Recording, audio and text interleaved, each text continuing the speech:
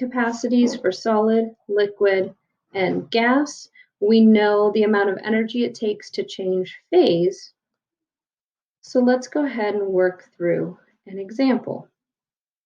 All right, so we want to know how much energy, and we're given specific units, kilocalories, is involved when we take 8.5 grams of water and change it from a liquid at 25 degrees Celsius to a gas at 100 degrees Celsius. So what I want to do is I want to come up with a plan.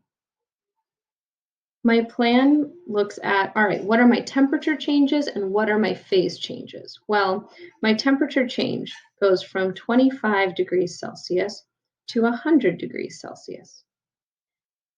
Within that temperature change at 100 degrees Celsius, I have a phase change. We're going to go from liquid to gas. So this is going to require two calculations that we're going to add together.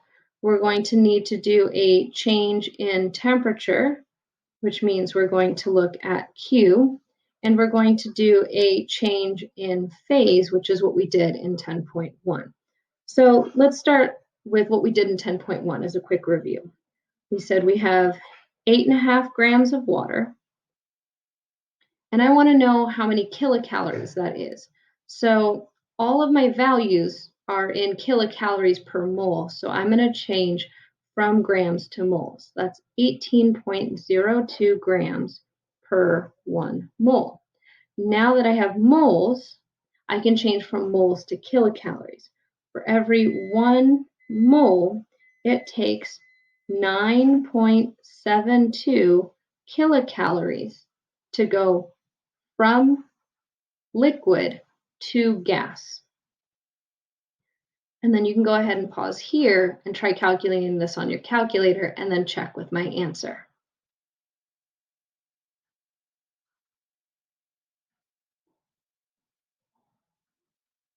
All right, so there's our first part. 8.5 grams of water would require 4.6 kilocalories of energy to change from liquid to gas at 100 degrees. The other thing we need to do is we need to figure out how much energy it takes to get that liquid water to 100 degrees, because we started out at 25. So for that, I'm going to use my formula Q equals M times C times delta T. So Q is heat.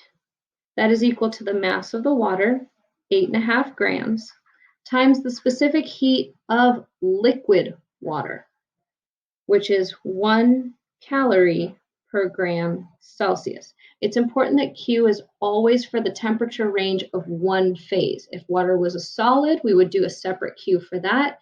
If water was a gas, we would do a separate Q for that temperature range. And then our change in temperature is 100 minus 25, our final temperature minus our initial temperature, or 75 degrees Celsius. And it is okay to leave this in degrees Celsius because our unit contains degrees Celsius. Grams cancels, degrees Celsius cancels. And you can go ahead and pause here and try solving this on your calculator. On our calculator, we get 640 calories. Now, one of the rules I mentioned is our units need to match. This is kilocalories, and then we have calories. So let's go ahead and change calories to kilocalories. That would be let me show you my work. There are 1,000 calories for 1 kilocalorie. And so we get 0.640 kilocalories. The last thing we need to do to get our answer is to add 4.6 kcals plus 6.40 kcals. All right. So we get 0, 4, 12, carry the 1, 5.240, but for sig figs, we're looking for our digits after the decimal. So we're limited to the tens place, so our answer is 5.2 kilocalories of energy to take 25 degrees Celsius water and raise it to 100